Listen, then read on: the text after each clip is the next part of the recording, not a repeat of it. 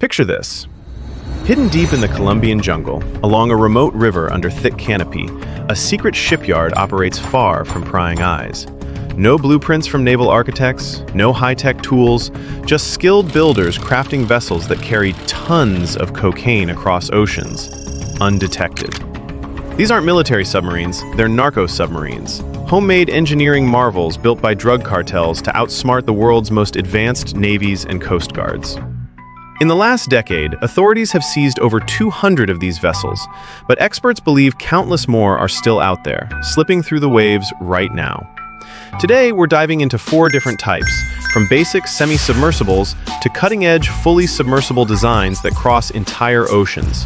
How do they work? How do they stay hidden?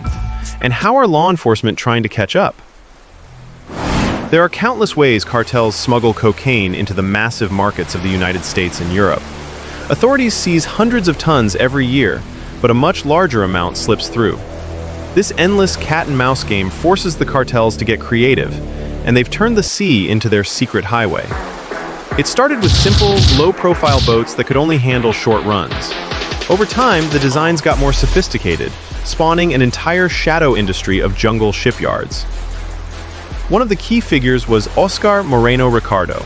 Colombian investigators called him the king of the semi-submersibles.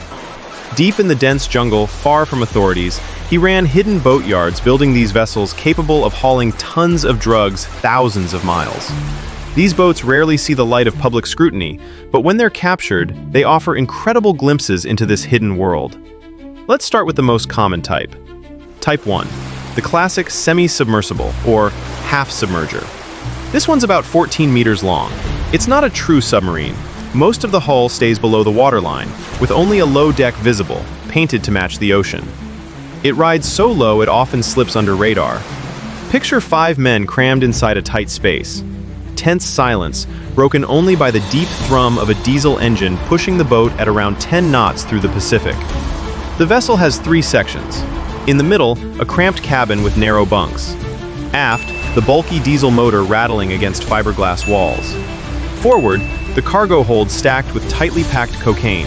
In one real case, 7.7 tons worth over $200 million. The weight of drugs, fuel, and engine keeps it low in the water. If authorities get close, the crew can open a sea valve to flood and sink the whole thing. Evidence gone in minutes. In this instance, a long-range reconnaissance plane spots it from the air. The U.S. Coast Guard scrambles patrol boats and a helicopter. They board, arrest the crew, and seize the load. Game over for that run. But many aren't so lucky for law enforcement. Type 2 takes it further. Long-haul transatlantic semi-submersibles.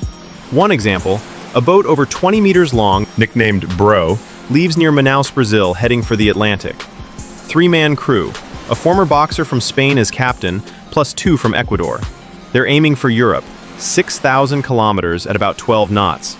No GPS, just a basic compass. Fuel? 3 massive tanks holding over 20,000 liters. Inside, no real beds. Crew takes turns sitting or lying. Business done in plastic bags. Food: energy bars, rice, canned sardines. They battle 3 major storms, narrowly avoid a collision with a cargo ship. After 27 days, double the planned time, fuel runs out off Galicia, Spain. They can't transfer the cargo. Rescue meetings fail. They scuttle the sub. The crew tries to escape, but EU maritime intel had already tipped off Spanish police. Night vision surveillance.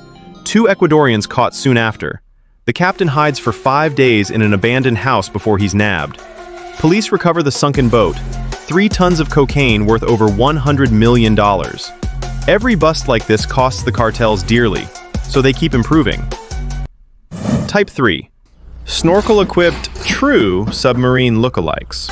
These are cylindrical, about 24 meters long, with only a snorkel poking above the surface for air and exhaust.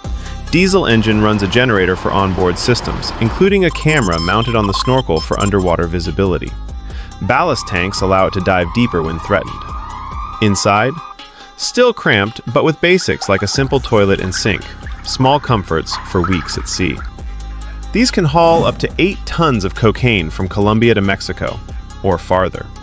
Virtually invisible to aircraft, hard to spot on radar. built in remote jungle yards with basic materials by master craftsmen who balance reliability and low cost. The engineering is astonishing, reliable over thousands of miles, yet cheap enough to be disposable. But the most advanced? Type 4, fully submersible, battery-powered electric models. In November 2020, Colombian authorities found one in the jungle. 12 meters long, no diesel engine, no fuel tanks. Instead, 10 tons of batteries powering 2 strong electric motors. Cost? Around $1.5 million. It could run submerged for about 12 hours at 3 knots, roughly 60 kilometers on its own power. How does it cross oceans? A tow hook on the front, designed to be towed by a larger ship most of the way, then released for the final stealth approach. Authorities have never caught one in action at sea, only this prototype on land. But it's proof the cartels are getting smarter, investing in tech to beat detection. Once a mission ends, most of these vessels end up on the ocean floor, scuttled one-way trips, creating underwater graveyards. In 2022, Oscar Moreno Ricardo was finally captured after a decade on the run, thanks to a joint Colombian-US operation. A major win, but hardly the end. As of 2025 and early 2026, the evolution continues. Falling cocaine prices in Europe have forced cartels to reuse narco-subs instead of sinking them. Spanish police seized vessels on multiple trips, with record hauls like 3.65 tons in Galicia in September 2025. Unmanned drone subs with Starlink antennas appeared in July 2025, seized by the Colombian Navy. Remote-controlled, carrying 1.5 tons for groups like the Gulf Clan. U.S. military strikes under Operation Southern Spear escalated, with strikes in December 2025 killing operators on semi-subs in the Eastern Pacific. Portugal intercepted a mid-Atlantic sub with 1.7 tons in November 2025, and Ecuador displayed dozens of seized vessels at naval bases. Transatlantic runs to Spain and even Australia are rising. Somewhere in the Colombian jungle right now, another master builder is already working on the next generation. Better stealth, longer range, maybe even fully autonomous. These narco-submarines aren't just boats. They're a testament to ingenuity in the shadows, turning the ocean into the ultimate smuggling frontier. Mind-blowing, right? If you want more deep dives into the underworld of crime and engineering, hit that like button, subscribe, and turn on notifications. What you've just heard is only one small part of a much bigger story about technology, risk, and human creativity. These machines operate in ways most people never get to see. Technology never stands still, and neither do the methods built around it. Until the next deep dive, stay curious.